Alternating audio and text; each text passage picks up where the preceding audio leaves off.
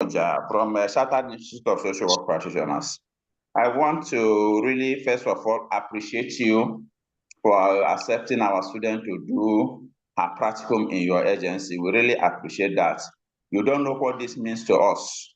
We train students, but sometimes, and in fact, as it is, we don't have facilities where they can have that practical experience. So what your organization have done for the student is something we really appreciate. Thank you very much. You're welcome, sir. You're very welcome. What is the name? My name is Ozemena Oge. Ozemena Ogechukwu. Ozemena Ogechukwu. Okay. It's all right. It's good to have you. Can you briefly give us a little intel into what and what Rachel has been doing, whether she comes to work early, students on training sometimes, they used to play some prank. So we just want to get generally how she has been in your agency. Okay, sir. So not to praise her because she's here, but she has been exceptional. And I'm not saying it I'm saying it because right now, at this moment, we are really short of funds. So to have her show commitment, come to work every day. In fact, when she joins us for sensitization, school sensitization, market sensitization, community sensitization, even the ones that will go for in churches. And then she was assigned to the child's department where she was asked to follow up a case. The commitment she has shown in that particular case, going to the facility, from the facility to the police station, from the police station to the court, always, it's remarkable because sometimes there's no cash, there's no incentive as per payment, but then she does these things. And for us, a gender perspective, it's really heartwarming. She really shows that she's very committed to her duties. And this she joined us last month, I think 15th of June, yeah. And she's supposed to come Mondays to Fridays, and then she's been coming, except for Mondays where, the way Anambra is at the moment, we are not supposed to run, but then you will still see her here on Mondays.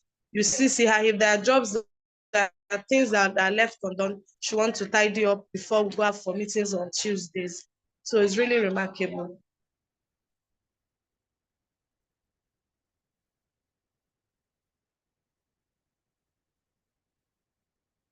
Hello? Hello, sir. Hello, sir. Can you hear me? Okay, yes, we can hear you, sir. We lost you at some point. I discovered that I unmuted myself so that the noise in my background will not interfere with what your supervisor was saying. Your supervisor has given some very kind words on you, the way you participate, which is good. Then, from me again to you, is there anything you think you need from our side? I'm your practical placement coordinator. That when we send students out to have this kind of experience, so that they'll have a very history experience, and perform their work very well with at least minimal difficulty. The only thing I can say is, for example, now, like this virtual call can at least make the organizations know that where we are coming from is no joke and what we are doing is serious. So maybe from time to time is to maybe put call across to them and, just ask them how they are coping with us and all that. I think that's, for me, for now, that's it. I can't be saying you should give me phone to go to the facility or to go and do my work, but that's a major challenge that we have here. Okay. I'm finding it difficult to understand when you talk about issue of language barrier. So how were you able to incorporate cultural sensitivity into your practice? Like I said earlier on, I understand, but I cannot speak. And then my speaking can be skeletal.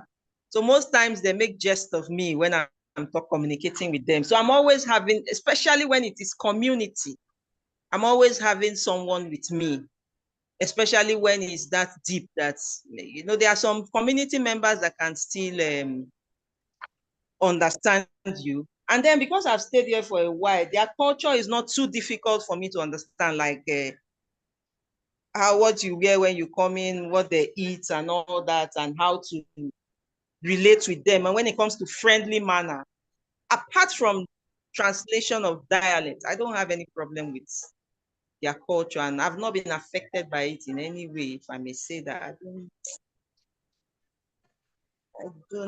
know it.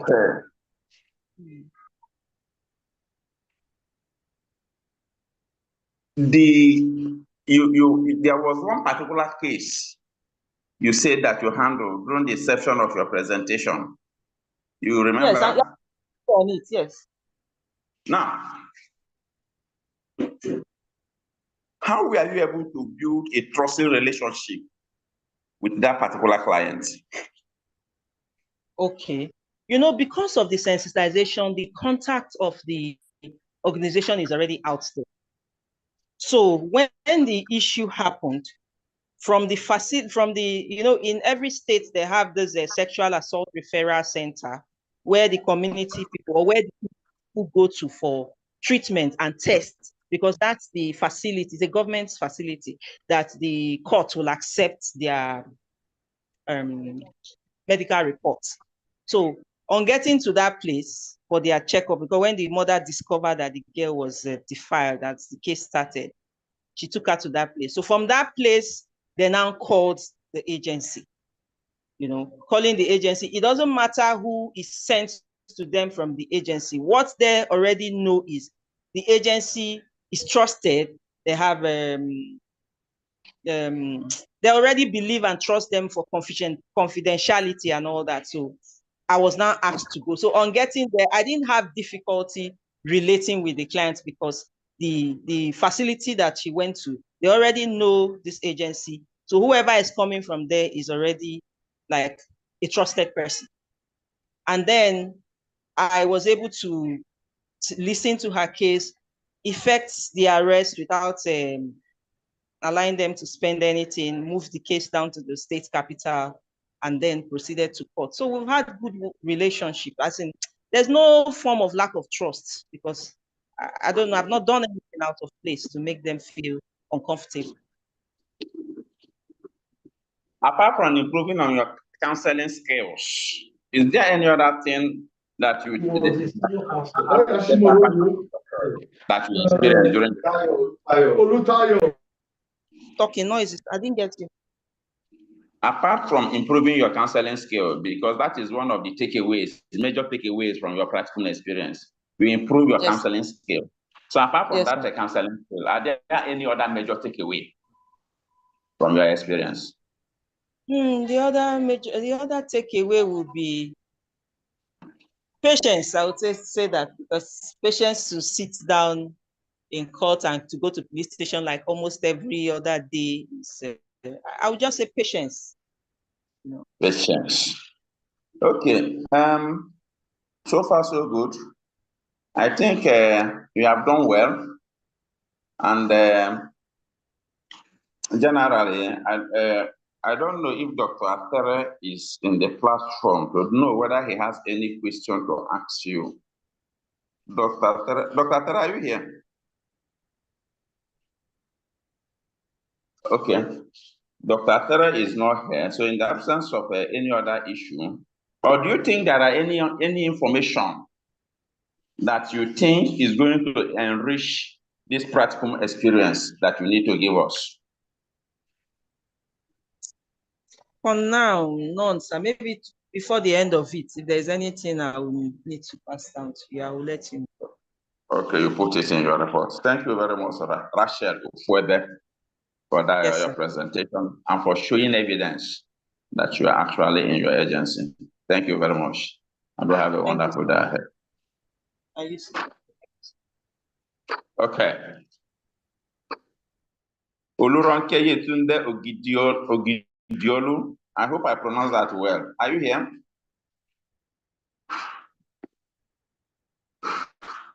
Oluronke?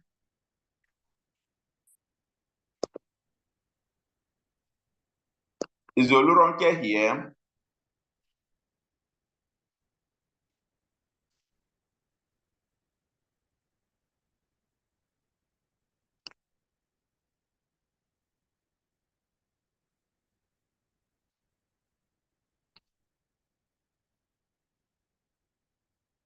Oluronke is not here. Do we have Akin Sawyer? Good afternoon, sir. Akin Sawyer, Oluwa. Okay. Akin Sawyer, you take it off from there. Good How are afternoon, you? sir. Fine, sir. How is it going? Very fine, sir. Your voice is very sharp this afternoon. It's Thank like you, you have a lot of things to unburden for us to learn from. And your agency is Army Children Senior High School, Efe, Lagos. Sir, I changed it to Great Harvest Private Academy. To where? Great Harvest Private Academy. But I told you I was going to take leave. Do you have letter to that effect? Yes, sir. I gave you letter. To where? Yes, sir. To Great Harvest Private Academy. I'm going to allow you to present. Then I'm going to check my record because it's a bit strange to me, but I know there are some people I changed. I have to write another letter for because Yes, sir. probably they didn't get what they wanted, but I didn't know that yours is among those that were changed, but there is no problem. Okay, sir. So, can we see you? Okay, sir.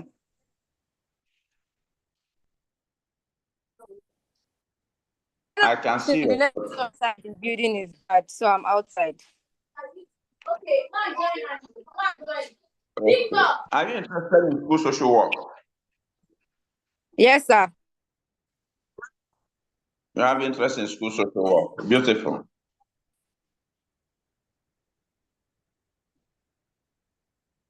If I've seen you for the first time, I'm thinking we need to see you more. Academy that you told us that is where you are doing your practical.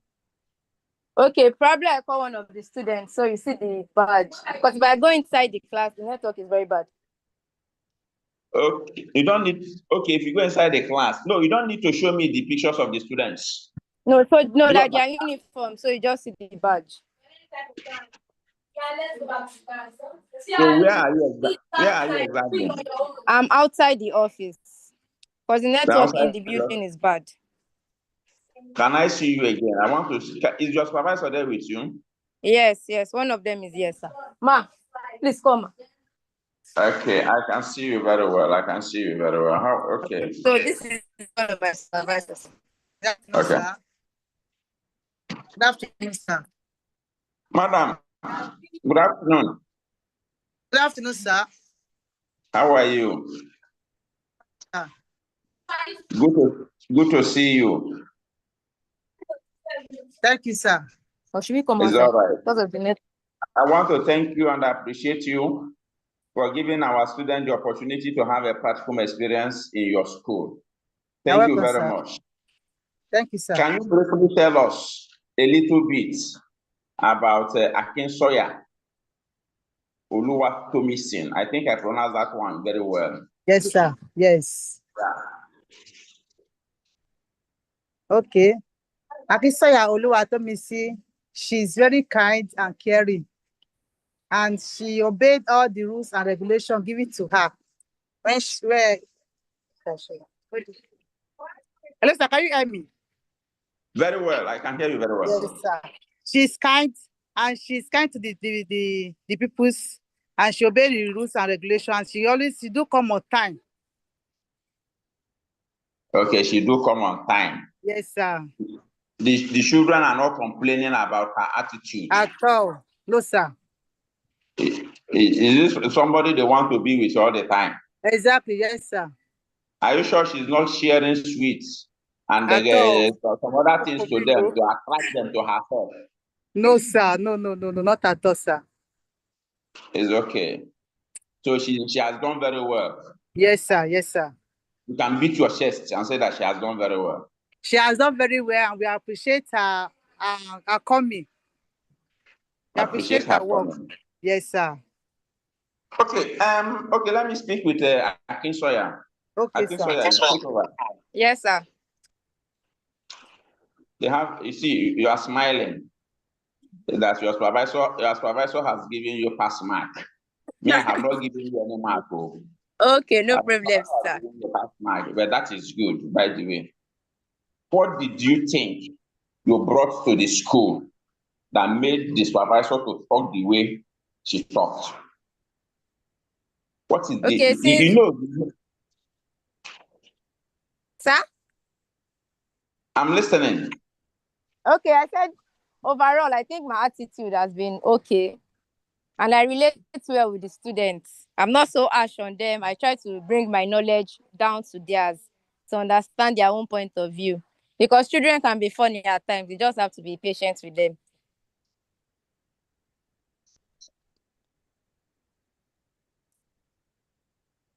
Can you hear me, sir? Yes, I did. Can you tell me in specific terms the things you are very proud of accomplishing in your agency? Something that when you look at, you say, yes, I am proud of this thing that I did. Okay, So when I resumed, there was a boy I think he's in primary 4, yes. So he stays with his grandma. His parents are not here in Ekpe. So when I resumed, he was always coming late to school and he was not looking hygienic. Sometimes he'd say his grandma told him not to wash his uniform. His grandma said he must wash plates before he comes to school. So he always comes late and he doesn't do assignments. So I took my time and I studied and like what's going on exactly. So I started counseling him and he has been improving. The past 2 weeks at 8 o'clock, even if it's not so early, but at least he comes after assembly and he now does his assignments. So I think I've made an improvement in his life as such. Okay. Is that the only thing you did? That is only with a student. And we are talking about your school will have a population of not less than 200 students, true of course. There are 50 plus. 50 plus. Yes, sir.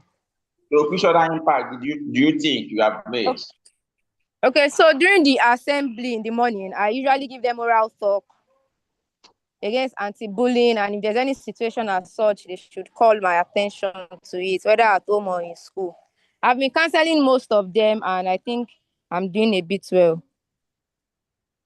Now, how do you manage your emotion and reaction when working with children in school? Okay, like I said, children are funny. So normally, I know I'm not a very patient person, but these few weeks, I've also learned to be patient and to be more empathetic with them. Because there are some situations or there are some things they will say, and you wonder that where is this coming from? But as children, I just have to understand, like, okay, this is how much they can reason. They don't know this is wrong to say or this is right to say, and correct them. If you work in a school setting like yours, there are critical stakeholders that you need to work with.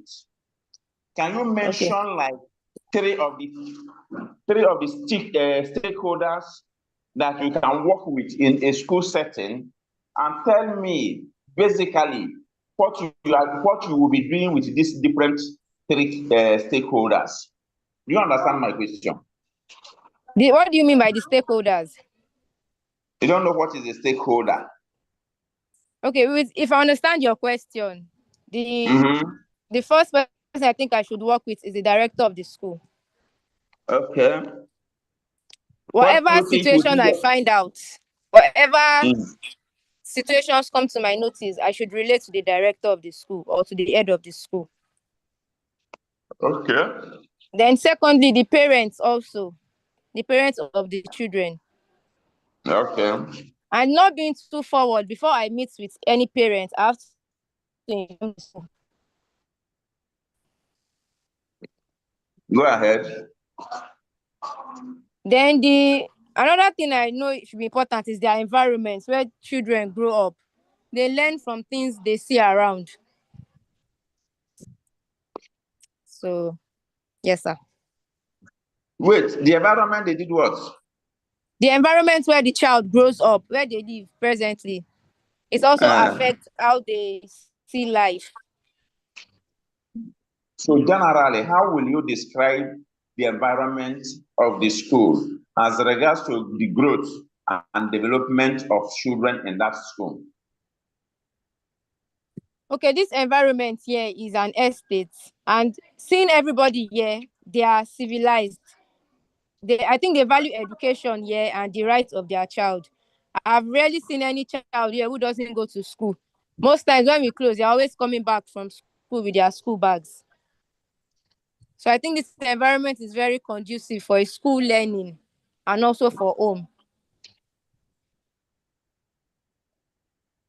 Okay, with your experience in your school, are there areas where you feel that you need more development or support so that you can function very well?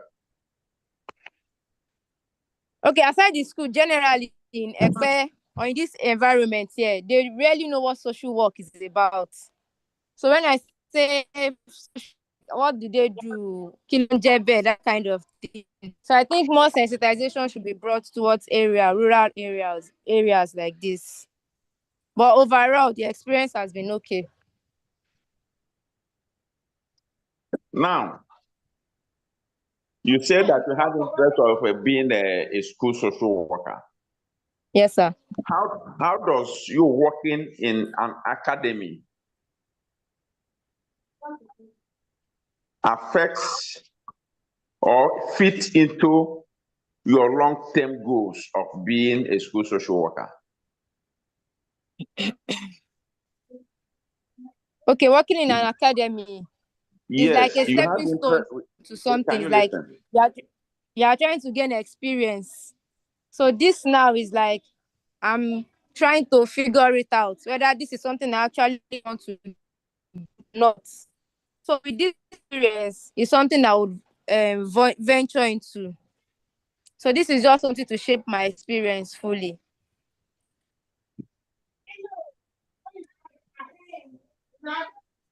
Was there a time you have a cause of having a disagreement with anybody within your practical experience? No, it hasn't gotten to that level. Like I said, this experience has also helped me shape my patience and tolerance. So it hasn't gotten to that level. Okay, so while appreciating the fact that you've not had disagreement with anybody, let us play the devil advocate. How will you handle a situation where you disagree with either the student that is supposed to be your client or any of the stakeholders? How do you think is the best way to handle such an issue? Okay, if there's any situation whereby I lose my temper with a student or any of the stakeholders, I'll definitely try to calm myself down. Then if it's a student that I can't handle, I'll report to the school authority. So they should take proper action from there.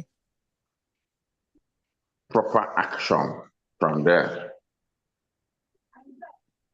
There was a particular student you worked with, is it not? The student that was coming late. Yes. You were able to work with the family? I've not directly spoken with the grandma, but I told the head of the school, and she did. And she spoke to the grandma? Yes. Then she gave me feedback. She gave you feedback. So can you tell me the theory you applied, trying to explore the grandma to become part of solving the client's problem? The theory I applied? Yeah, what theory? Yes.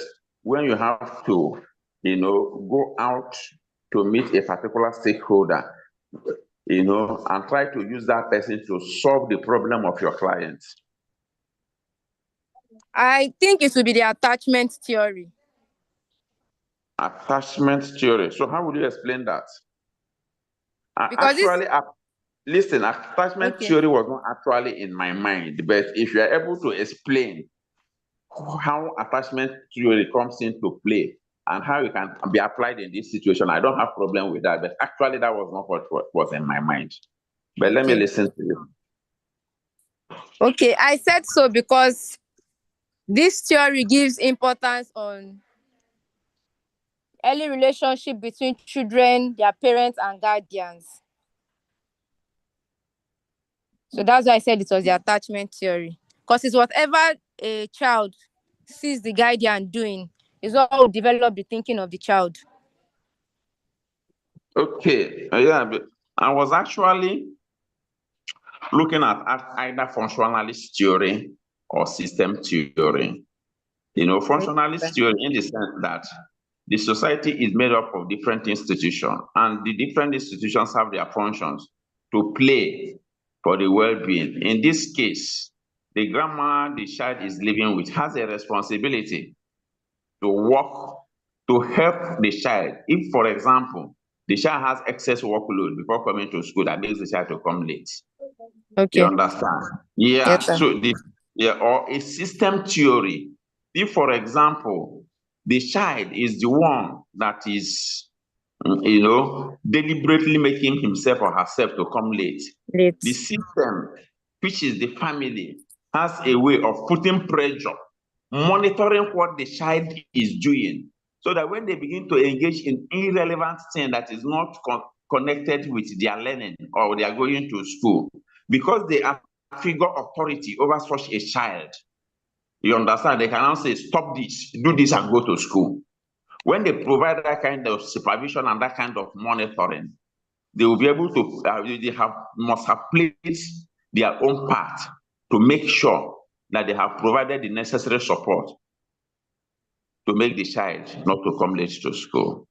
But again, we can look at attachment from the perspective that if the bond between the grandmother and the child is not very strong, how can we improve this bond and this attachment such that the grandmother will understand what it means for a child to go to school? It is possible. Grandmother never went to school, so he doesn't understand what it means to go late to school. But if the bond between the mother, the grandmother, and the child is improved, despite the fact that the grandmother did not go to school, doesn't know what happens in school environment, you will be able to feel the pulse of the child, because it will provide opportunity for the child to begin to relate some scenarios that plays out in school to the grandmother. Take, for example, the child is telling the grandmother, do you know, because I came to school late today, they flogged me, or they made me to use cutlass to cut grass. And as a result of that, I was able to miss like 2 or 3 subjects. Do you understand? So from that perspective, improving the bond between the child and the grandmother has a way of making the grandmother to understand what the child is passing through. And because we are all human beings, it will have a way of trying to push the grandmother to see how he can support the grandchild so that he doesn't go to school late. I think that point is well noted. Okay, sir. It's okay.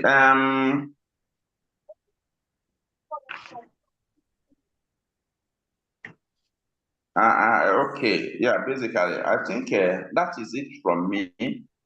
Is there any information you think? Okay. Have you heard about social work code of ethics? Social work code of Ethics. Yes, sir. Do you know what is ethics? Yes, sir. There was a time that you told me that if you go to the classroom, that the network will be bad. And I made a point that it is not necessary that you go to the classroom so that I will not see those children. Children, yes. Yes. What do you think made me to make that statement? Privacy and confidentiality. Privacy and confidentiality. So you don't need to expose the children, because before you be able to do that, you need to get consent from the parents and the guardians of the children, and they are not there.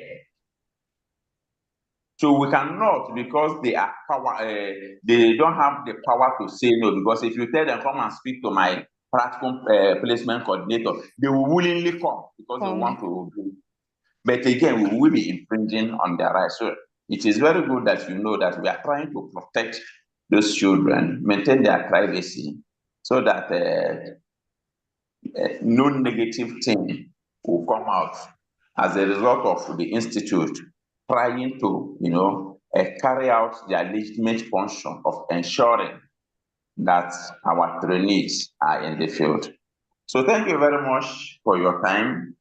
And thank you, I sir. think, that is it for now. You have done well. Thank you, Good sir. luck. Yes, sir. Okay. Yeah. Where is Oluronke Yetunde? Are you here? Oh, good afternoon, sir. I'm available now. The network Okay. knocked me out. Yeah. I didn't get the last thing you said. It's network problem. I had network problem then. I hope you can see me. I wish I can see you. I'm seeing some tiny faces, but it's fine. I can see you very well. Sorry, sir. I'm seeing more of the ceiling than your face. Okay. I'm not seeing you again I at want all. to go to where you see the signpost. Okay. That will be outside so that within the vicinity. We are talking Where I'm about doing my Special practicum. Correctional Center for Boys. That is where you are.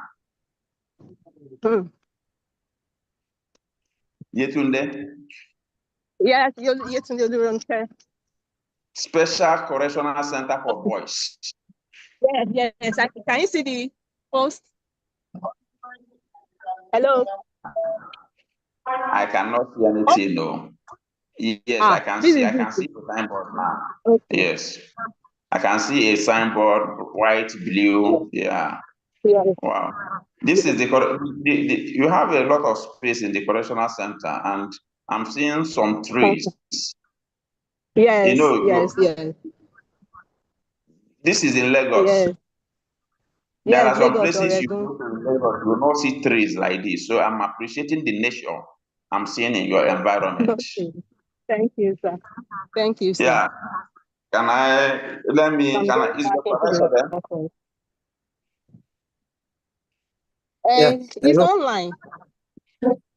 Okay. Okay. Supervisor. Hello. Yeah. Good afternoon, sir. Good afternoon, sir. How are you? I'm fine, sir. My name is Ferdinand Omojam from the Chartered Institute of Social Work Practitioners of Nigeria. Let me start on the note of appreciation to you and to your agency for accepting Yetunde to be part of your family these few weeks to do her fieldwork experience. We appreciate so much. We appreciate your organization so much for accepting her. Thank you very much. You're welcome, sir. It's our pleasure. We cannot deny her the fact that she wants to become a social worker, as we are. My name is Adelu Biola Dotun. I'm a social worker. I work. A social worker. So you are my professional colleague. Yes, as well. So I'm a social worker. So I work with Ministry of Youth and Social Development in Ikeja, Lausa. So, but it is part of the unit where she's working as Special Correctional Center for Boys. Oregon is one unit in the ministry where we have children that have issues with law, children that have contact with law, children beyond parental control, and shelter and care and supervision.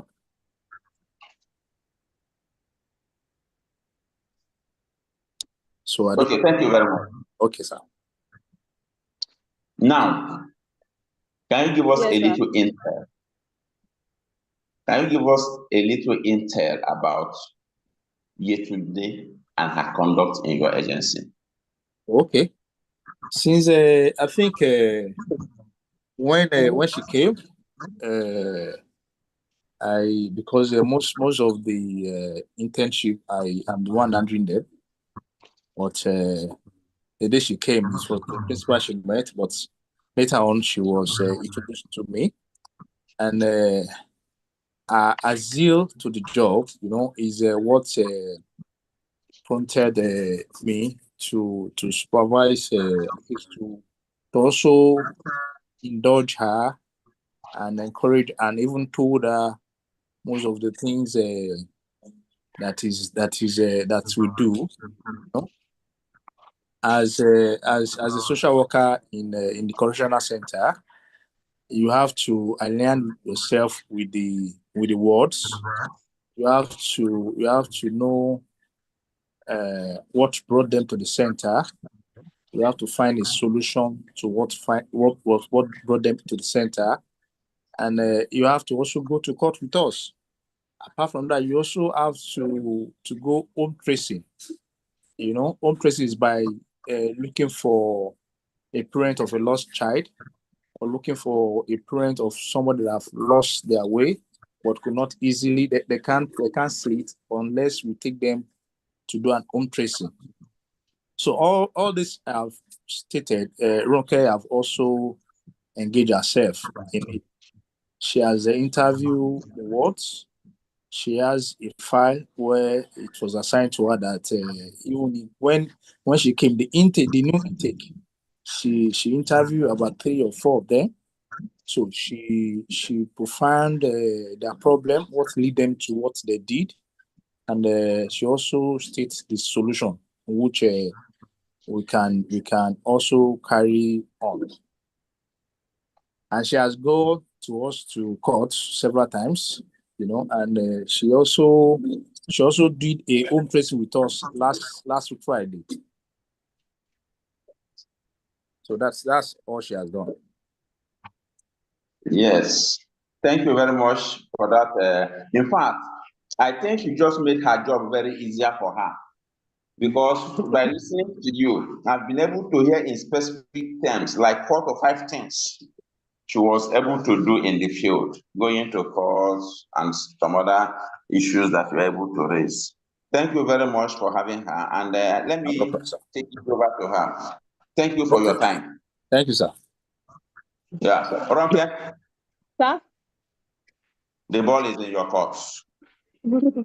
Yes, sir. In specific terms, using social work skills, techniques, knowledge, guided by ethical principles in practice, what have you been able to do in the field? Talk to me. Okay, from the field, I've been able to interview the boys, and after interviewing them, I write reports on it, which I present to my supervisor. And I also go to court most of the time. Sometimes from Monday to Friday, they go to court. So whenever I'm around or available, I do go to court with them. Yes, and home tracing too for some boys. That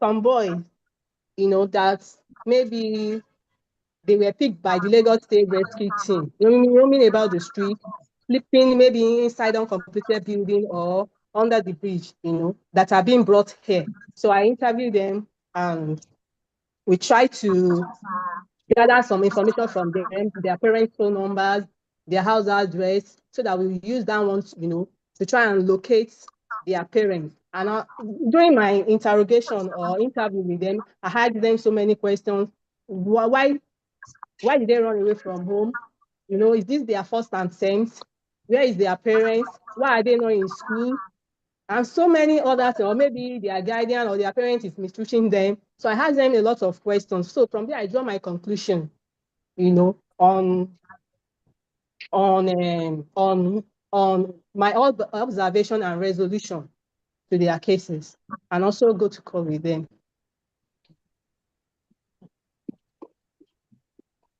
Hello? Yes, I can hear you very well. I want to have more things to say. But since you have caught it at this level, let me come with another question. Before you went to do your practicum in a special correctional center for boys, Yes. what has improved in your training? A lot too. Because this place is an eye-opener place for me. It gave me real life experience, you know. I've been hearing of minor crimes. Naturally, I don't believe in it. But since I've been coming here, because I don't believe a minor could kill or defile, you know, I don't believe in such a thing.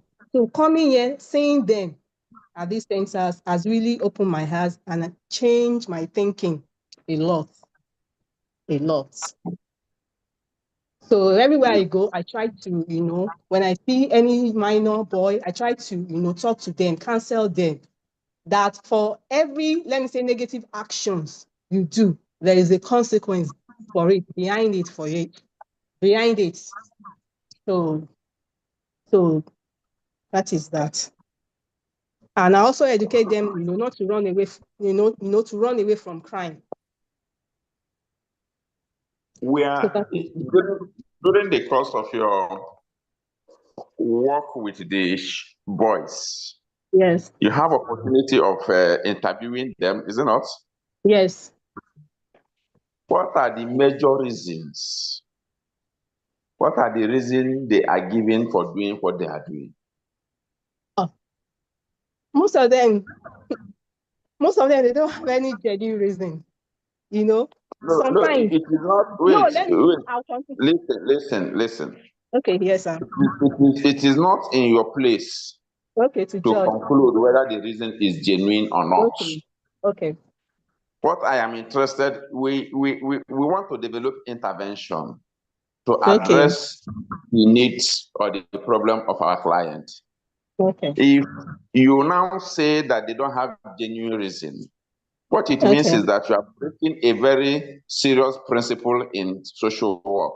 We are being judgmental. Okay. Sorry. So you will be breaking the principle. No, we need to play this thing out. You are Okay. doing your training. It is good Yeah. you come the way you are. So that Okay. if there are things we need to talk about and correct, we will correct. Okay. I'm not Okay. indicting you. But Okay. somebody cannot give you a reason. You say the reason is not cogent enough. If you do that Okay. as a social worker, you are being judgmental. No Okay. matter Okay, sir. how you communicate stupidity to the response of a client, the client Okay. will feel like you have come from that judgmental background. Okay. So, and that is why I say it is not in your place to say, well, what Okay. I needed to hear Okay. is those Okay. reasons. Yeah. Like one is pressure, maybe from friends. From friends, like Pressure the from case a of the friend. boy that I interviewed, he said his friend invited him. They are staying at Songo. Invited him to Lekki, you know, to go and walk, you know, and from there he couldn't find the friend again. So he now met another person again, another friend again. That one introduced him to, you know, so that to be picking empty plastic along the road. So pressure from friends sometimes is part of it. And, you know, influence of social media, Facebook and Instagram is also part of it. So it's also part of it. Okay. And also, Now, you know, from some of the things you've listed, peer influence, yes, peer yes, influence. yes, If the next one is social media influence, yes, all of them, all the things you mentioned has to do with influence. One, a physical yes. influence from a peer. Two, online influence. Okay. You are Yes. not going to see why. It is not in your place to say Okay. whether And also they lack, okay, go I still ahead. want to continue. I have You got something to say, it. yes. And most of them lack parental, you know, skill, parental training, you know, parental care, parental control, you know, most of them, from what I gather again, they lack parental care, parental control, or parental negligence is also part of it. So you see, okay. Talk to me now. Yes. Of all the reason they give, which Yes. one does not make sense to you?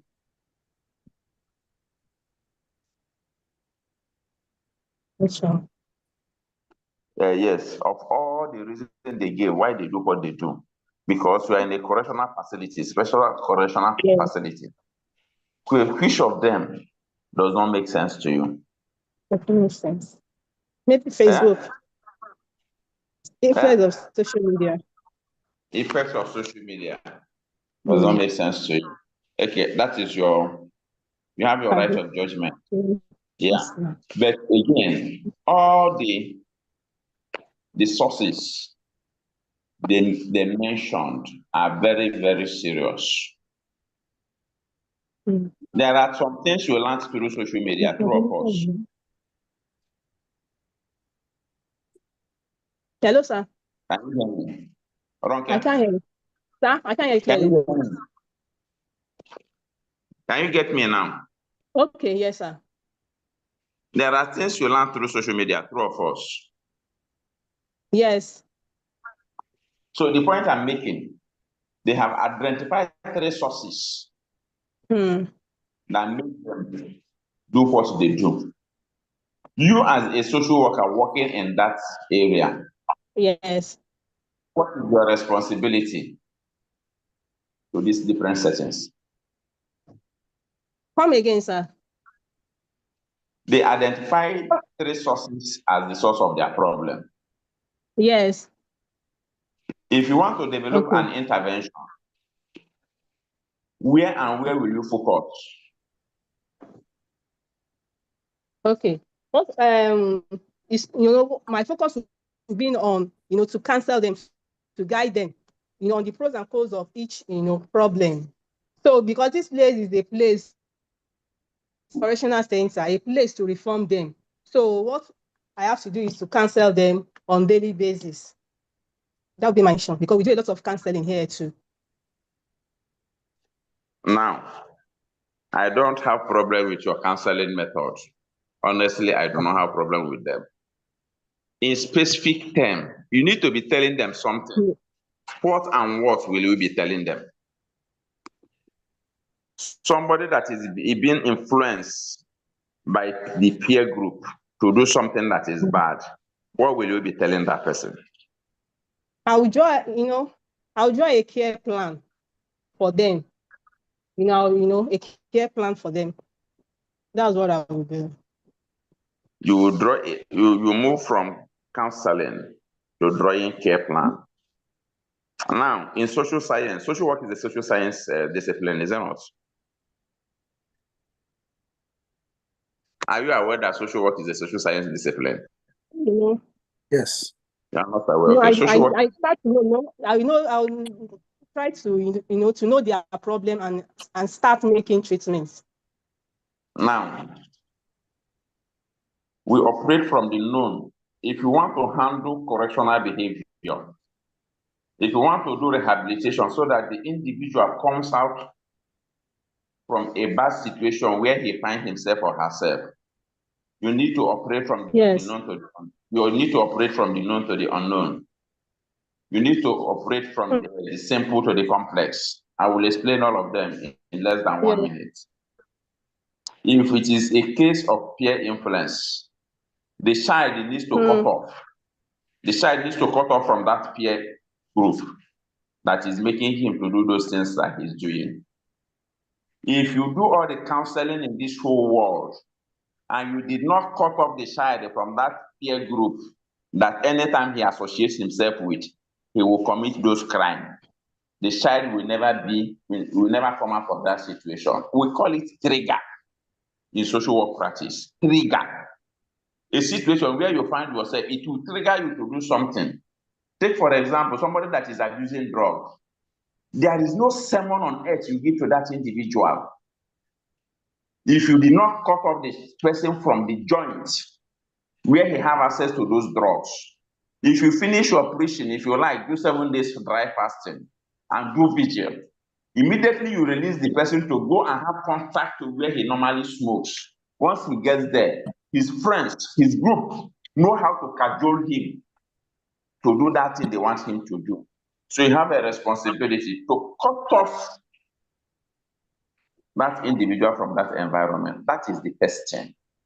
You now look at what are the ways you can get the individual to be productive. The person needs to engage in productive activity. If the person does not engage in productive activity, the tendency to go back to the bad behavior will be high. And that is why we have a case of relapse. So these are the things I was looking at you to be able to explain. If it is a result of lack of parental care, you should be able to see how you can have a session with the parents. The parents needs to be involved. And you can now apply system theory or functionalist theory to see where the parents are not doing well in the upbringing of the child, so that you'll be able to correct that lapse that exists as a result of the parents' inability. If it is the issue of social media, you have a responsibility to educate them that not every information on social media is not everything you see on social media that you practice. Some of the things you see on social media, some of them are video shots. Some of them are, all those, they are not real. Some of them are not real. So you cannot be practicing what you watch on social media. I want to practice this in real life. While you admit that there are content in social media that can be of benefit to the individual, you should learn, you should teach or make decide how to select content that are useful to them, and avoid sites that can trigger some of these bad behaviors in them. So these are the areas I was thinking we are going to look at while working with children, so that you provide a holistic intervention for the child you are working with, so that when you discharge them from the correctional center, they will go back to where they came from. You talked about contact tracing. I don't know whether when you say you need to go and find their parents, who they are. Is contact tracing and reintegration the same thing for your people at the correctional center? Contact tracing and the reintegration, what is the difference?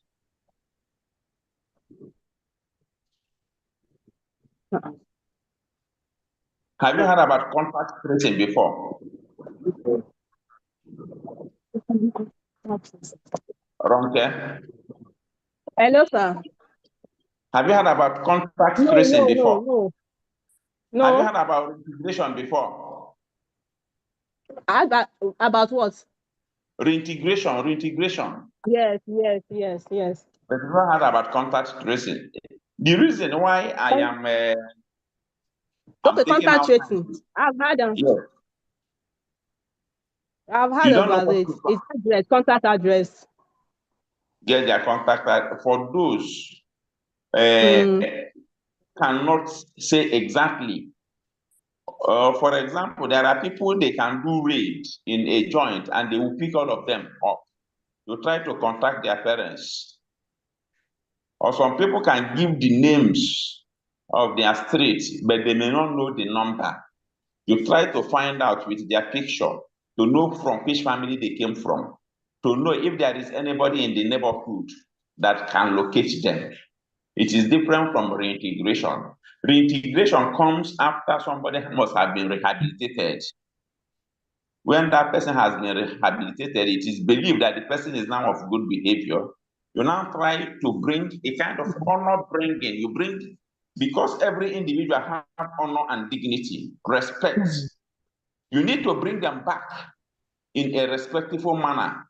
That yes, these people had so problem before, but after undergoing some rehabilitation, that they are now better human beings. You now reintegrate them back to the family.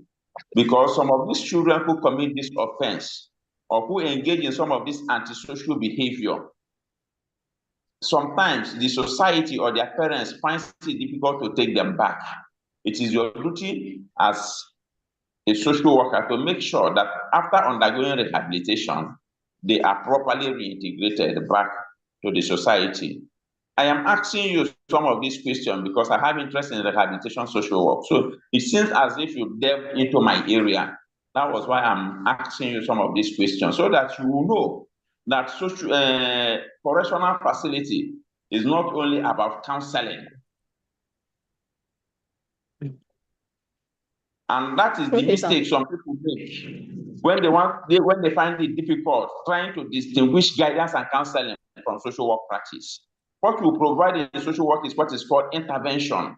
And intervention has a process. You make it step by step.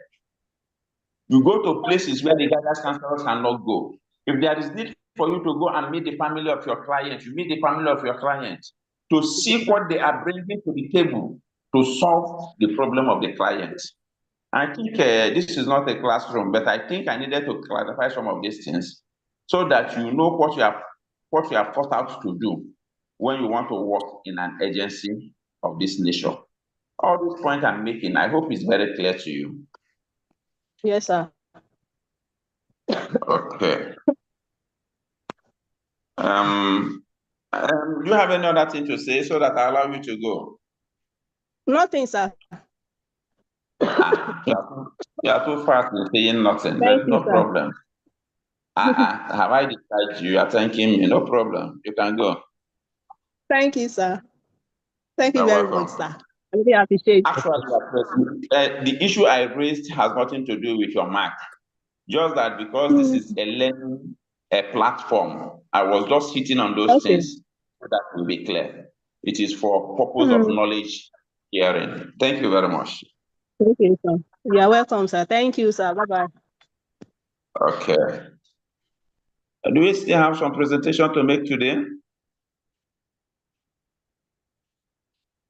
Okay, let me look at my schedule. Tolulope Christiana, are you here?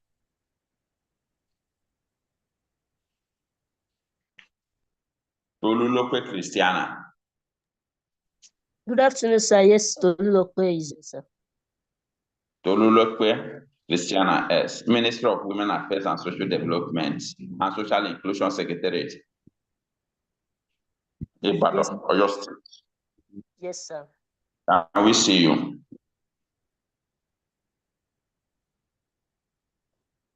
Hello, sir. So that if your people don't like your face, we'll tell you to go back, to go home and come back. Hello, sir. I can hear you, but I cannot see your face. Okay. I need to say I am not at my agency right now. I was at my agency yesterday, and I tried to join the Zoom meeting of yesterday, but due to extremely poor network, I couldn't. I was locked out. So I had to speak with my supervisor to be excused today in order to join this meeting, this supervision meeting, because I would not be able to join if I was at my agency. You see, that is, anyway, it is not something you are supposed to raise here. If you know you were having network issues in your place of primary agency, all you need to do is you communicate with me, you know how we go about it. Now, I'm seeing you. I'm not seeing where you did your practicum. It is good you are saying that you are not there. And from what you are saying, I will not be able to speak to your supervisor. Yes, except I probably forward the contact to you. I was able to speak with both of them yesterday. I didn't even know it was going to be like, I wanted to know the procedures yesterday. That was why I tried to join the meeting yesterday. But due to the network, I was unable to do so. So I just told her that I won't be coming because I have a presentation today. And I was excused. So if you were in my shoe, I have been grading other people based on their availability in their agency and the ability to speak with their supervisor. I've been grading them, they all have their mark, and they're not in your agency. I am not doubting the fact. that you will have network problem. But I cannot speak with your supervisor. I'm only going to talk to you, speak to you. So how am I sure that the report you are going to give me is not a report that was cooked? No, sir. Actually, the department where I'm now doing my field work, a member of the Chartered Institute is actually one of my supervisors. Can you get me the name of that person?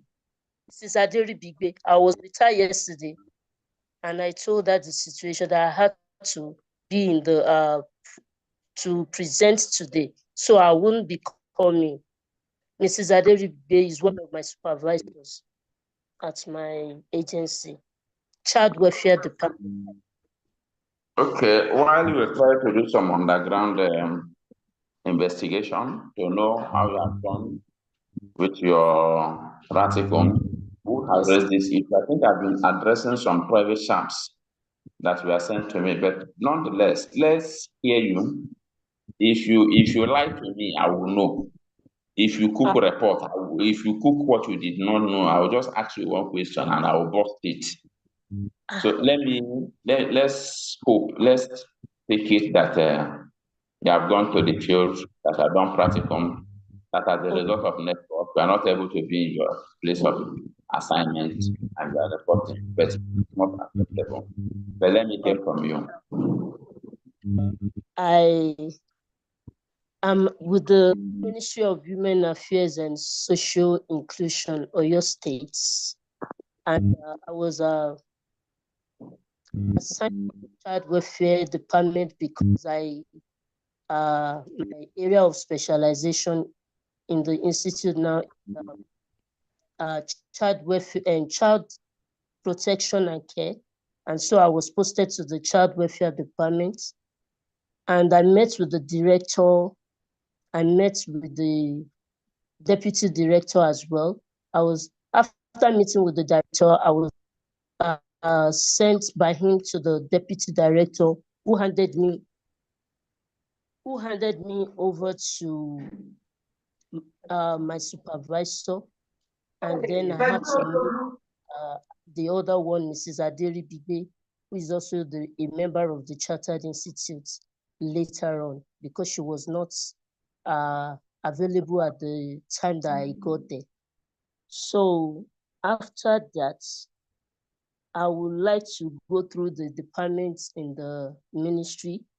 We have the Child Welfare Department where I am stationed. Then we have the Social Welfare Department. We have the Community and Development Department there, Poverty Alleviation Department, the Finance and Accounts Department too, Administration, Supply Department too. Then the Women Program Department, Planning and Research and Statistics, then the Rehabilitation Centers. Then their mission is to promote the welfare and development of women, children, and the vulnerable groups in the state, in Oyo State, and also to ensure equal access to opportunities and resources and empowering them to reach their full potential. The activities that they major in is gender equality, empowerment, social inclusion, human development. And I have at the departments, in the departments where I am stationed, so far I've been privileged to be part of some case management. I mean the cases that came into the ministry and directed to the Child Welfare Department. Since I've been in the department, some of these cases are cases of street children that were brought into the ministry. We have some sexual abuse cases as well. We have teenage pregnancy. We had vulnerable groups, vulnerable persons coming to the ministry for help. Then some children probably who are incapacitated brought into the ministry for, for placement in facilities for LD development. And I would like to talk about, hello, sir. Can you hear me, sir? I can hear you very well. Go ahead. Okay. I would like to talk about some of the cases that I was privileged to be involved in handling. One of it is the case of some street children that were brought to the department, to the child welfare department. They were brought in by a facility home was able to, one of the caregivers was able to come with them and brought them in to the ministry. So I was privileged to be among those who would, question them. Some, I think one of those children, about 3 of them were brought in. I think that was my first day in the ministry. One of them was said he came all the way from Akwa Ibom, and because of neglect, I think the mother left the father and he was left alone with the father. And the father too neglected him, and he has been on his own for a long time. And then he followed a bus to Ibadan, Oyo State, and so has been living with other street children. And until this facility home was able to take them and brought them to the ministry. The other 2 were, they were residing in Ibadan before they left home and joined the street children and refused to go back home. Although I was not part of those who did home tracing for them, but home tracing were done for these kids, for these children, for these subjects. And the one that was that came all the way from Akwa Ibom, they did the home tracing, then they had to reintegrate him back to his state. The other 2 were, they had to take them back to that facility after notifying the parents of their whereabouts, being brought to the ministry and then taken back to the facility home that brought them to the ministry. Another one that I was involved with is the case of a teenage girl, 17 years precisely, who was, because of neglect, was placed in a home by the ministry. And then not knowing that she was pregnant at the time she was going to the home, to the facility the ministry placed the child in, until about 5 months before it was discovered that she is pregnant. Then the home had to bring her back to the ministry. I was one of the people that went to report the case at the Nigerian Civil Defense Commission, and we were able to take an extract letter for her to be replaced in another home, another facility that is able to take care of her until her delivery. So the ministry sent some of the social workers, which I was privileged to follow them to the Civil Defense Commission for an extract letter for her to be placed in a temporary shelter until her delivery.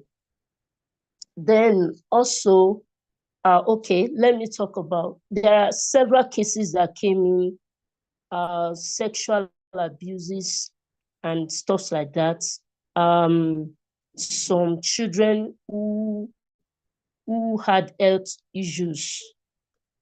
And I think there's also a case of a child in a broken, that is in a broken home. The father had divorced the mother, and the mother had remarried, and the father happened to take the child away without the knowledge of the mother, because the child was staying with the maternal grandparents. So one day the father just came, took the child away without the notice of the mother. The case was brought to the ministry, directed to the child welfare department. Then I was also part of the group of people that was involved in the counseling to try to tell the father that the child is still very young, at the age of 7, to be taken away from the mother. But the father was uncooperative, and with all the counseling the director was able to give them, the father was adamant. So the case was directed to the social welfare department, and the case is still ongoing. So I'll talk about what I learned so far since my being in the Department of Child Welfare at the Ministry of Women Affairs and Social Inclusion. The first thing I would say is I've been able to get a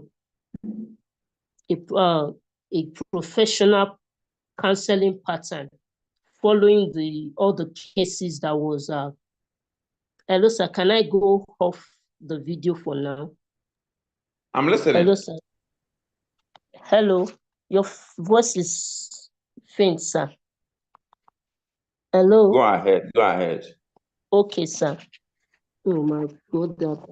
So one of the knowledge, the things I've been able to gain during my involvement with these cases is I was able to learn a professional way or pattern of counseling with the cases, following the cases, and being in the counseling room helped me to know the proper way of counseling each person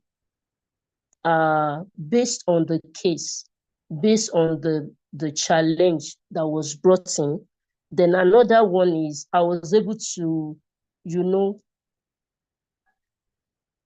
have a better report writing skill based on social work profession. I've been able to learn from the staff members, the report writing skills, a better report writing skills on those cases. Then I was able to learn also the processes involved in, listing and enlistment of facilities that come to the ministry, the orphanage homes and other social work facilities that are partnering with the government, with the ministry. I learned how they enlist with the ministry, and I've been able to see, when some of these subjects were being placed in those facilities. And that's also, I learned how to, how to manage my emotions, because some of these cases, my being in the ministry really opened my eyes to the reality of the social work profession. So many cases and their severity, and the severity of those cases of probably fathers abusing a child sexually, his own child. Those cases were really emotional for me, but I have learned while I was there to be able to manage my emotions. even while attending to such cases that are, emotional. So I also learned professionalism in the course of my learning period in the ministry. So I would like to stop there and wait for your questions, sir.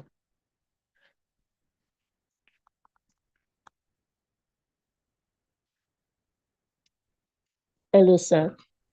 You have been able to give us a very elaborate things you're able to do in the field, and I like the fact that you're able to highlight many Excuse me, cases. sir. Can you hear me? I can't really hear you clearly. Can you hear me? The voice is faint. Hello? Christiana? Yes, sir. Can you hear me? Faintly, sir. I can hear you, but faintly, sir. Okay, try to make a meaning out of what I'm trying to say. I say Okay, I want sir. to thank you for that elaborate presentation. I gave you a whole lot of time so that you unbundle what you have and you are able to hit many cases. And you did not only do that, you went ahead to talk about some learning points for you. I just have one question. Okay, I just sir. have one. Can you hear me? Yes, I can. I Okay, can, yes, sir. I have only one question for you. Okay, sir. What do you, of all the things that you did in the field, Okay, sir. is there anything you think that should have been done differently the way it was done? Can I rephrase? Is there anything that I would do differently? Yeah, that you think of all your experience in the field, there are processes, procedures you followed. Are there things that happened in the field that you thought that it would have been done differently to get better results?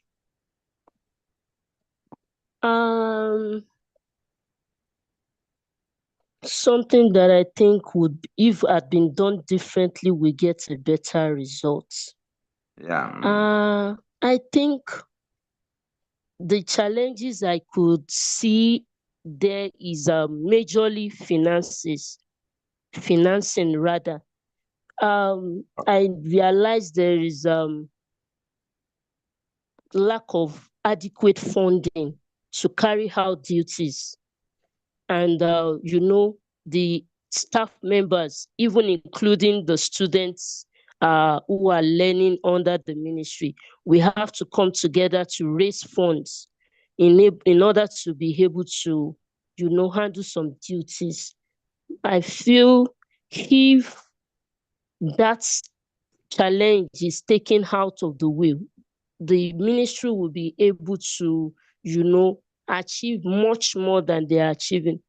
Because, for instance, a social worker needed to go home tracing, and there was no funding. There was no funding for that. So it was only when we were able to, tax ourselves and gather money that she was able to do that. And also there was the case where the children, the case of child sexual abuse, the stepfather who abused his stepchildren, and these children were really young, 4 and 8 years, and there was need for those children to be taken to the hospitals for medical examinations and all of that, and there was no adequate funding preparation made for that. So I think all of this challenge, if it could be taken out of the way, it will really enable social workers to, be able to really perform their duties efficiently and effectively, sir. I think that's the challenge that I was able to see majorly at the ministry. Now, because your response triggered something in me, and I will share with you. The Oyo State government, do they have a safety net where children who face abuse can run to and have a kind of protection?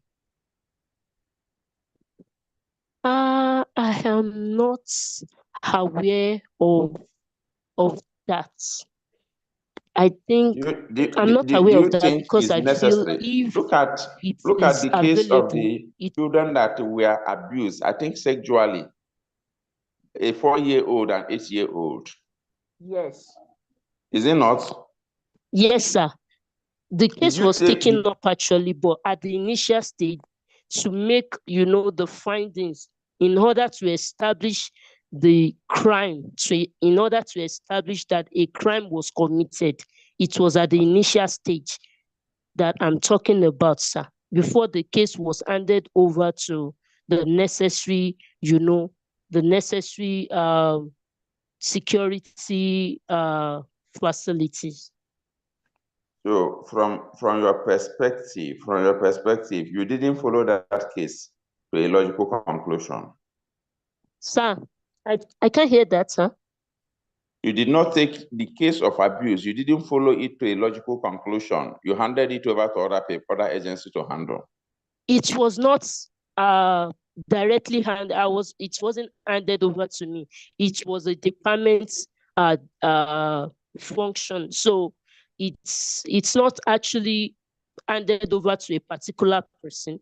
Although I was able to, the entire department have to, work on that, make reports, submit the report to the director for further directives, which was done actually, and the case was later followed up on and,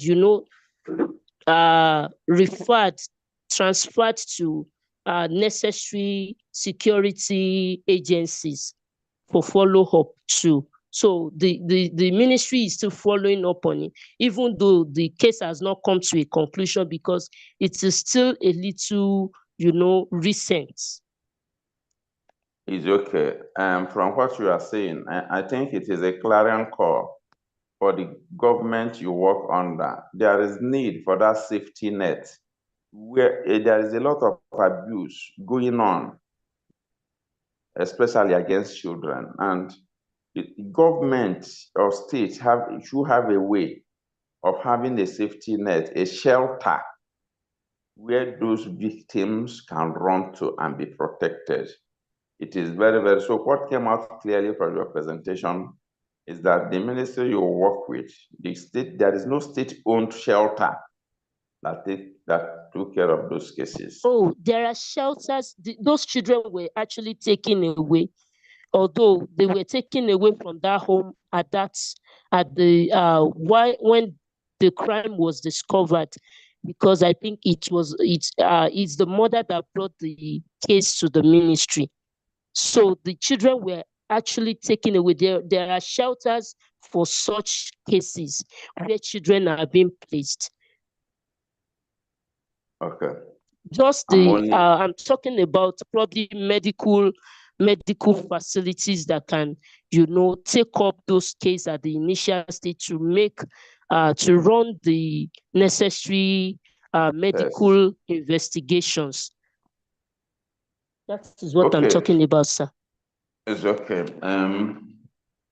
If a state will have a shelter, the norm is usually that you can easily get a hospital that can render those services, even if it is private.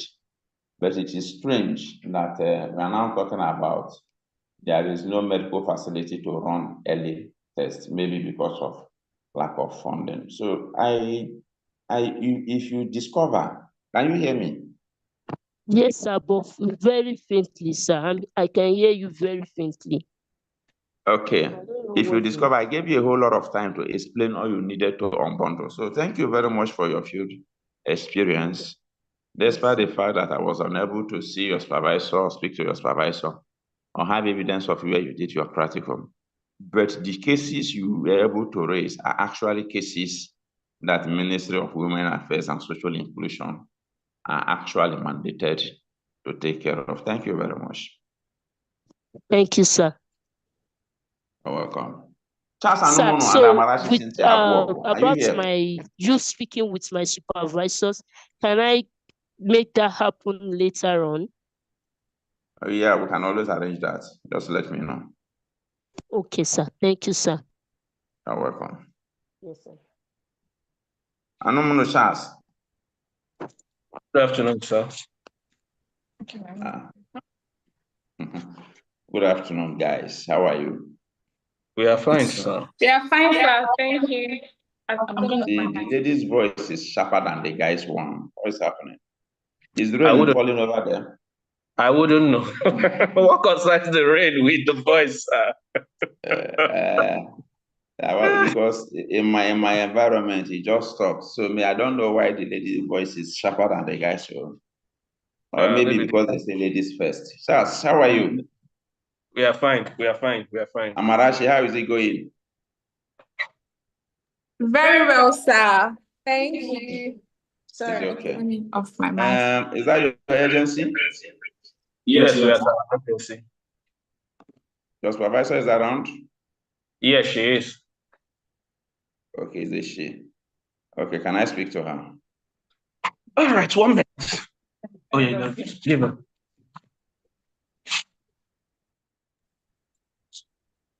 Good afternoon, sir. Good afternoon, madam. How are you doing?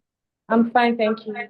How's your day going? Okay, my name is Ferdinand Omoja. I'm reaching out to you from Chartered Institute of Social Work Practitioners of Nigeria. This is National Commission for Refugees, Migrants, and Internally Displaced Persons, Southwest Zone Office in Lagos. Yes, sir. I want to, first of all, to thank you and your agency for accepting our students, our trainees, to do their practicum experience in your agency. Thank you very much for having them. You're welcome, sir. It's our pleasure. Okay, can you please give us a little intel about their experience or their conduct while they are working in the National Commission for Refugees, both for Charles and Amarachi Cynthia? Oh, okay. Amarachi, while she served here, actually brought her A game here. She's been very active. She pays attention to details and actually enjoyed working with her. You enjoyed? Did they put you up to say this? What did you say, put you up to say this? What did you say? I can't hear. Do they put you up to say this? No, how would they do that? They're not going to pay me. And I wouldn't even lie for anything. So is okay. It's just on the lighter mood. So thank you very much. So do you have any challenge working with them? No, none at all. None at all. Not at all. So like I said before, thank you very much. Let me speak with them. So okay. I just wanted to make sure that they are here. Oh no, they come to work, and if it's that one, they come when they're supposed to come and close when they ought to close. And sometimes we actually work late into the night, and they're always willing to take extra tasks and work as assigned to them. So they've been very. Okay, that is very commendable. And thank you very much. Passion for the job. They got passion. Thank you, Charles. Thank you. Daniel. Okay, you have been seeing my face now too, so it is I can now hide my face so that I can be seeing you guys' face. No problem. Okay. How do I start with you guys? Okay, which principles of social work deals with keeping with time?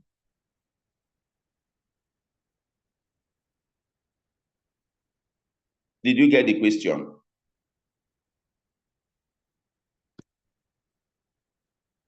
Which principle of social work deals with keeping time?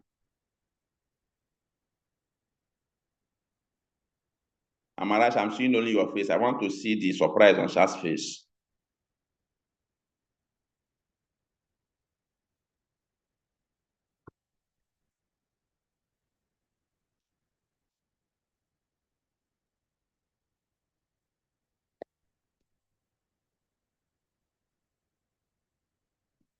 Chance, unmute, two of you. I can only see your video is on, but you are not talking. I can't hear you guys. Okay, we can hear you too, sir. Sorry.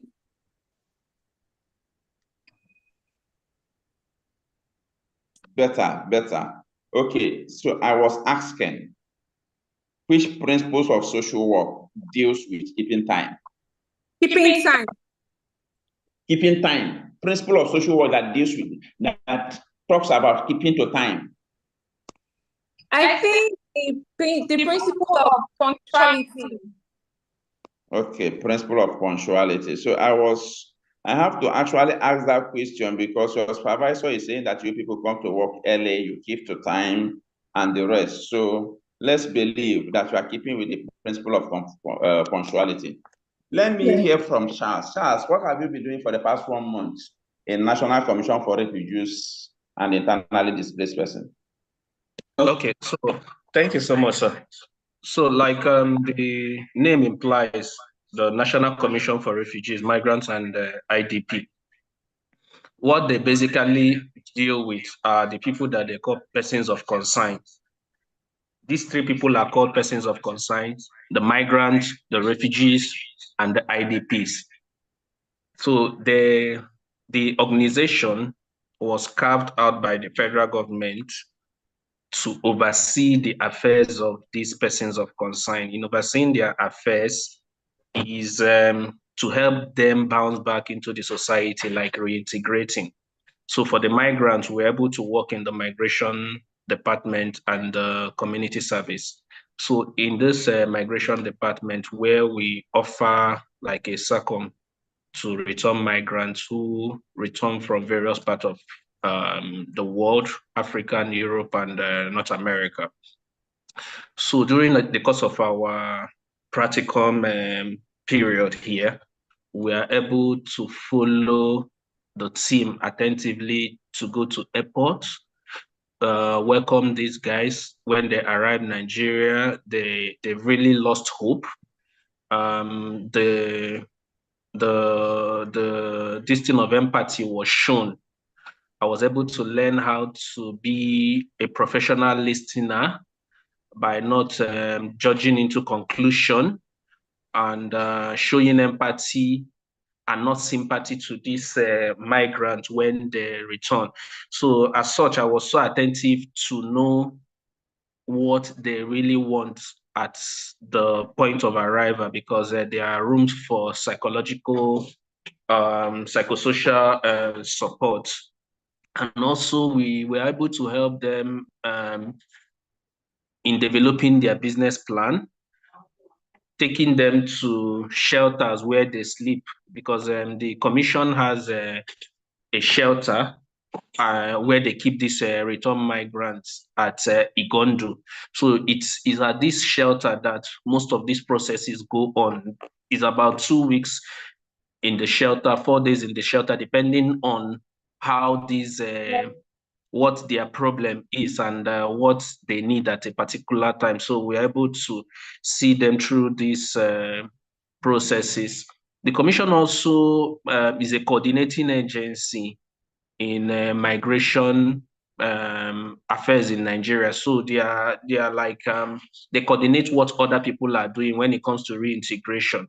So other organizations, stakeholders that are into reintegration, return, and readmission of these vulnerable migrants are being coordinated by the commission. So it avails us the opportunity to also see what other stakeholders are doing in terms of these returnees, how they are able to help them to fully reintegrate back into the society. Thank you.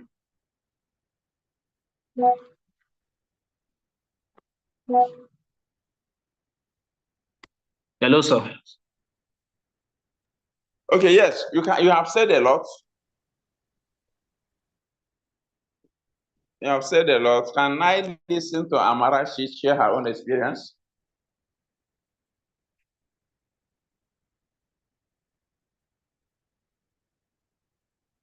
Can Amarashi share her experience? Yes, sir. Sorry. Can you hear me now, sir? Yes. Okay, so I've gained. Let me go outside. It's echoing.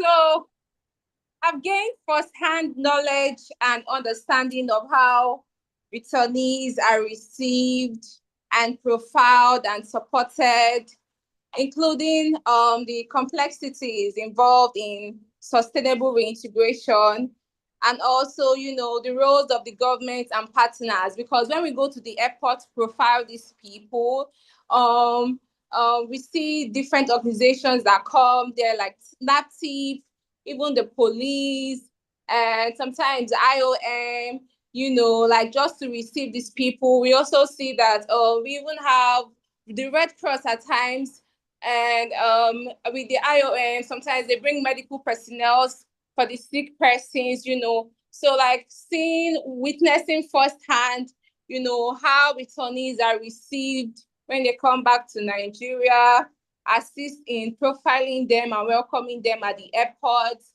and, registration centers. We've also, support with the profiling as well, the data collection, and yeah. I've also learned, dealing with them, because once they come back, we take them to the transit center at Igondo. It's a shelter center where, they stay there for like a week or so, right? And when they are there, we go and speak to them. That is when we have one-on-one counseling with them. And we talk to them about what we do.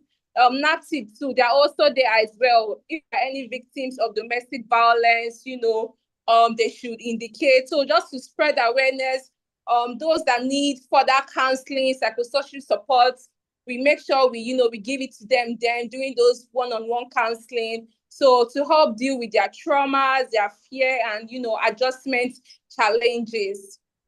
So that is just one of the things we do, sir.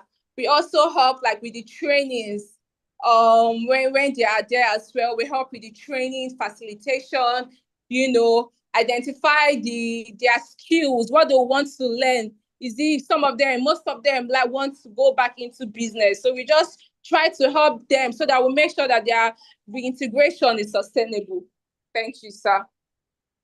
Okay, ensuring integration is sustainable. Can you single out a particular case that you think is of interest or is of a striking interest to you that you want to share with us? Any of you can take up that question. Okay, you mean a particular scenario Yes. that's yeah. Okay. For working with these persons of concern, I think every day is a great lesson for us, though, and every day is a great lesson for us. Part of which is being at the airport and somebody coming back from Libya after 20-something years, and not knowing where they are going to. You understand? Because of you understand that they're evacuating others, and he's just coming back.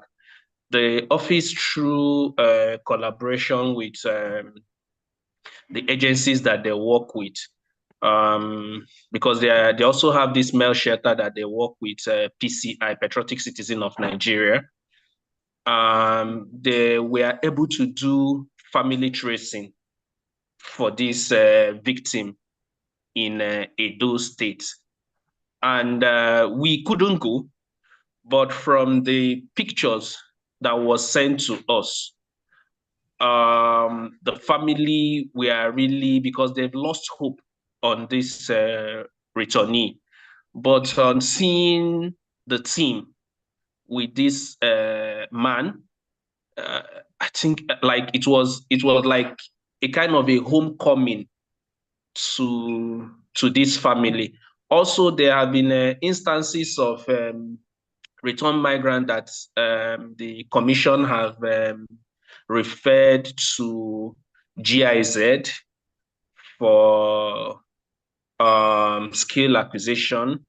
Most of these returnees are coming back singing big glory, like praising the commission for the opportunity to be able to get it right once again, because they probably think hope was already lost, because at the end of this whole training, skill acquisition, they are being given starter pack and continuous monitoring, and the psychological support is top notch, because they have this team that goes for monitoring, and it has been a whole lot.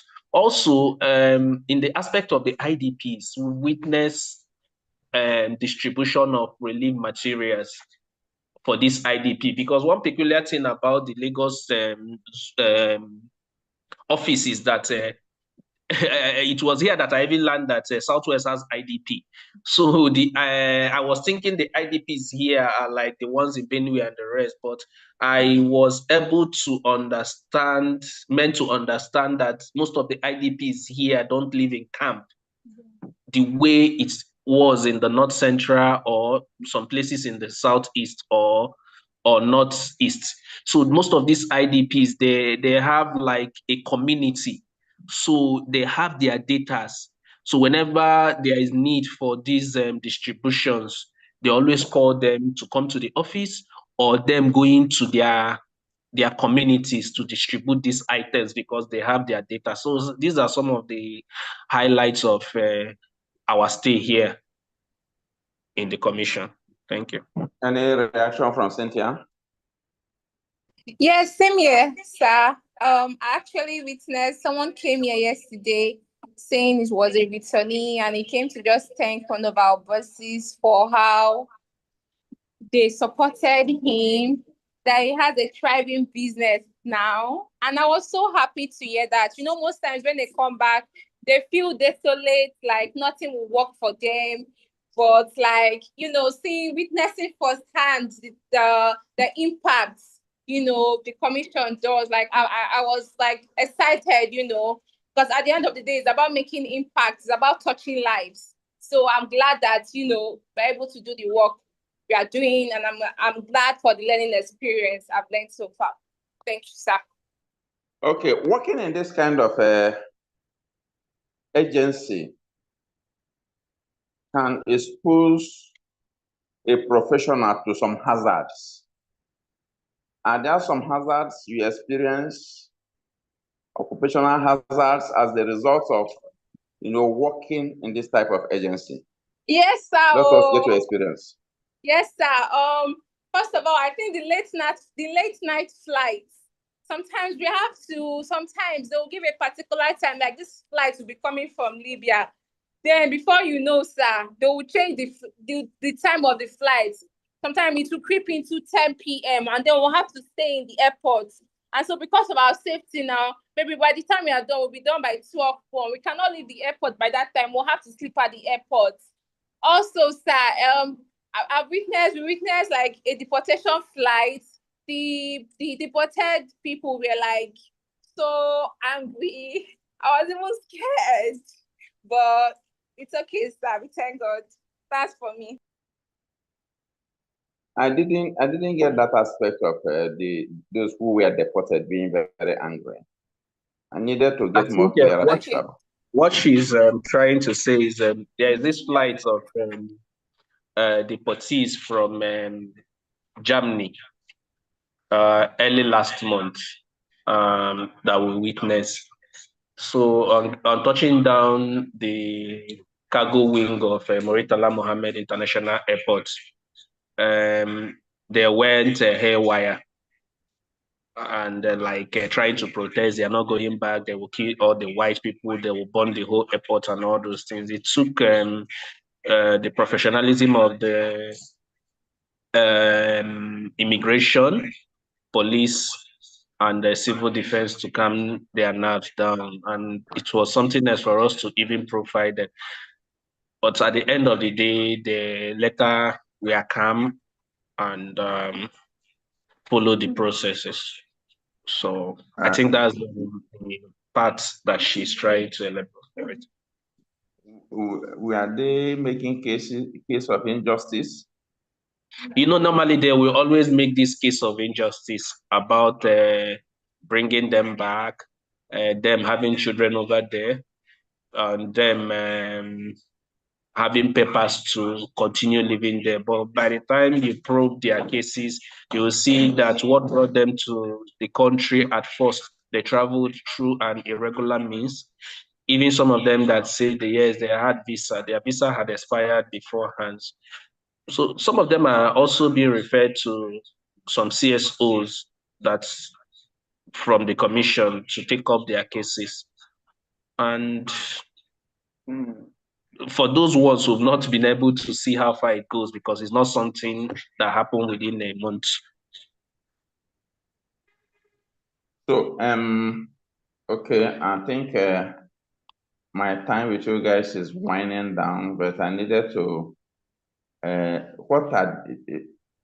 okay, have I asked you about any challenge you have? Okay, you talked about delayed flight and the rest, that is a challenge. So there was no case of feeling depressed or burnout as a result of working with this kind of people?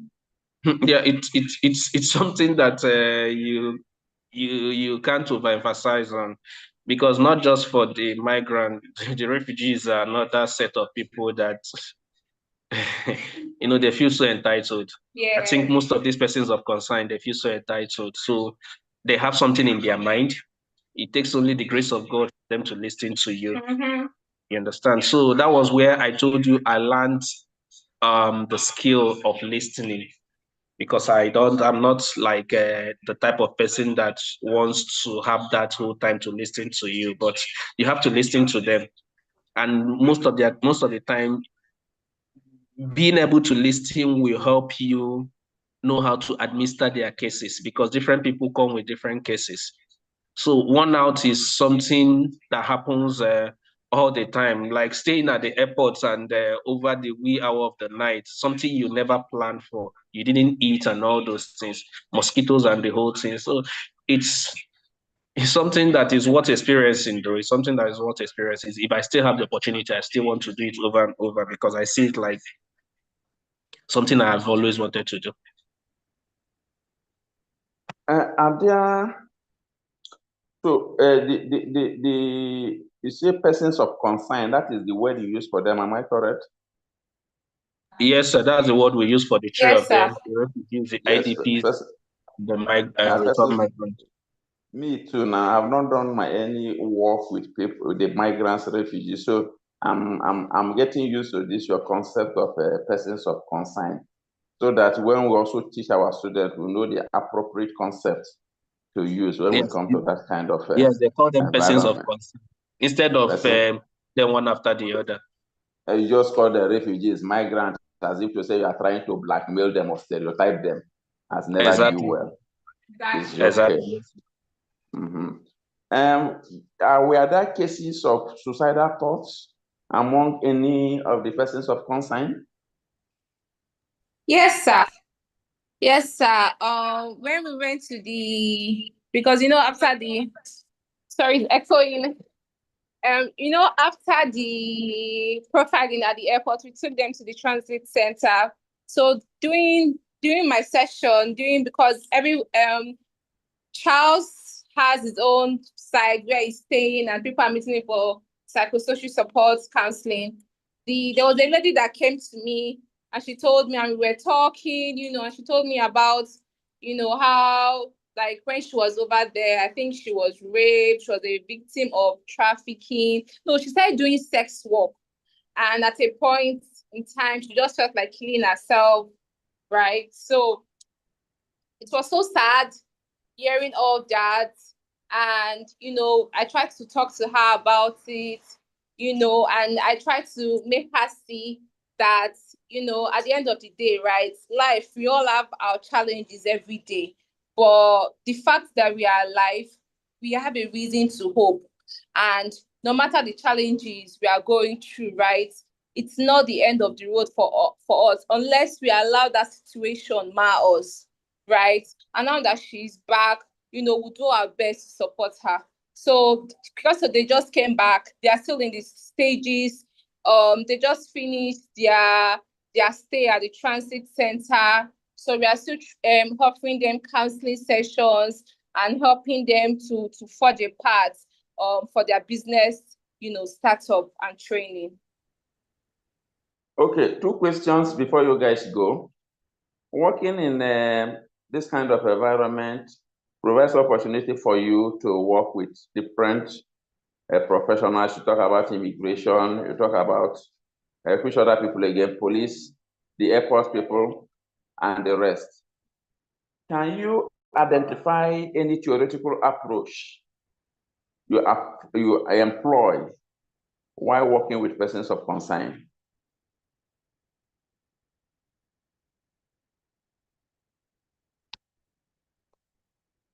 Am I still online? Yes, you're still online.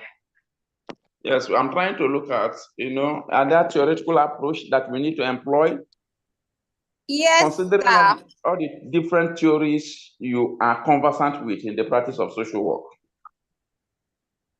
First of all, so I think a person-centered approach, I think which emphasizes on empathy, on conditional positives, and respect for the individual's lived experience. Because why is this useful? Because it builds trust, which is critical when working with traumatized or displaced populations. And also a trauma-informed approach is also important because it recognizes the widespread impact of trauma and creates safe environments that avoid re-traumatization. And it's useful because it's crucial for working with displaced persons who have experienced violence, loss, or exploitation. And it encourages trust, empowerment, and safety in service delivery. Okay, that is beautiful. Das, do you want to add anything, or do I go ahead with my question? Yeah, I think she has said a lot, but I can still add the system theory, where the core idea is looking at the part of the intercontinental theory and the problems that are often systematic, not just for individuals.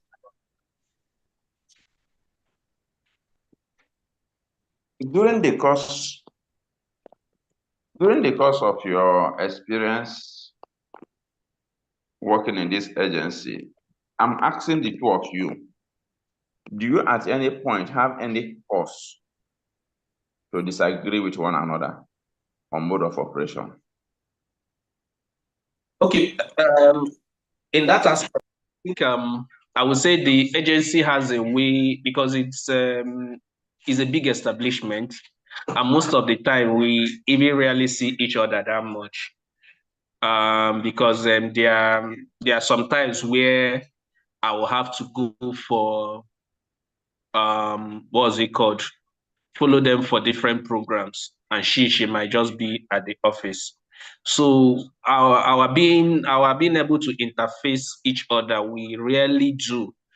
You understand? Just maybe probably when we come in the morning, we just greet ourselves and go to different people that we are being assigned to work with in a particular day. If I can show you around the office, you'll see that the office is like a 2-story building that has about 6 flats. I can barely see anything. Maybe I can come outside as I'm talking to you. Yeah, I can see you now. Maybe I can come outside. I think it's raining too. Yes, I can see you. Yeah, I'm outside the office. I'm trying to. So this is the office. Okay. So you can see that the environment is so big. Yeah.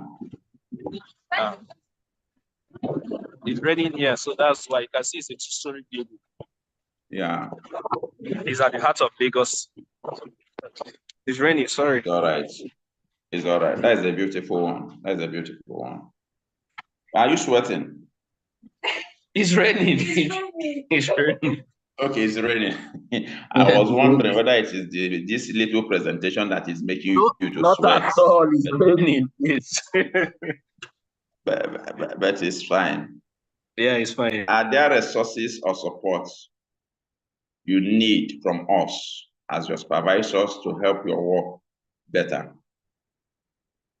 I think the support has been okay. The fact that the institutes were able to give us later, so that it won't just be a word of mouth, because you know most of these offices, by the time you are coming, it has to pass through one director, because anything you are doing here in Lagos, they have to push to get authority from Abuja, where their head office is.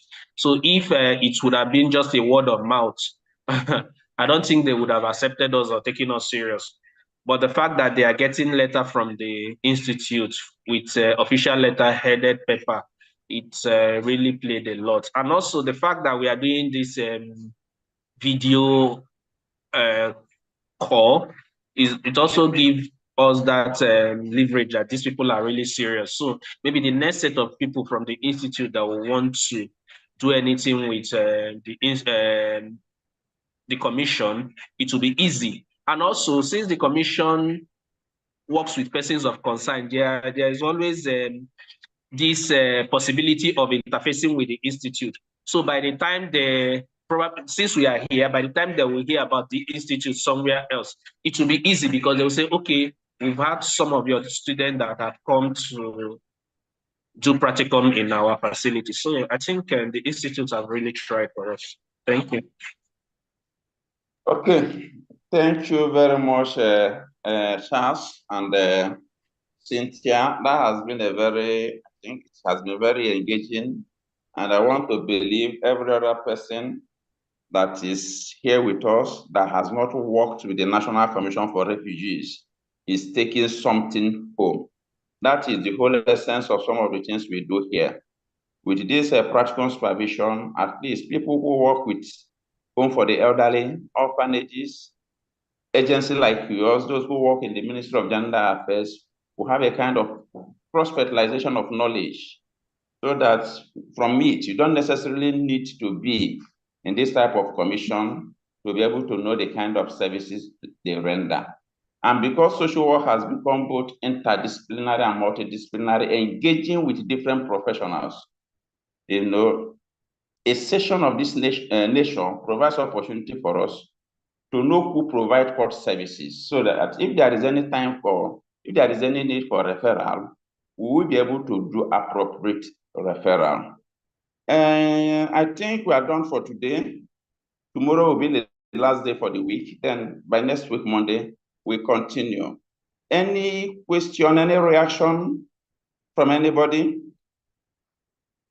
No, sir. I just want to say thank you for the good work. I know it's not easy, but for always being available for us to call you.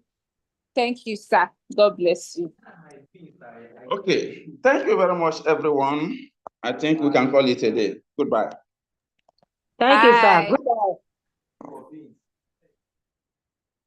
Goodbye.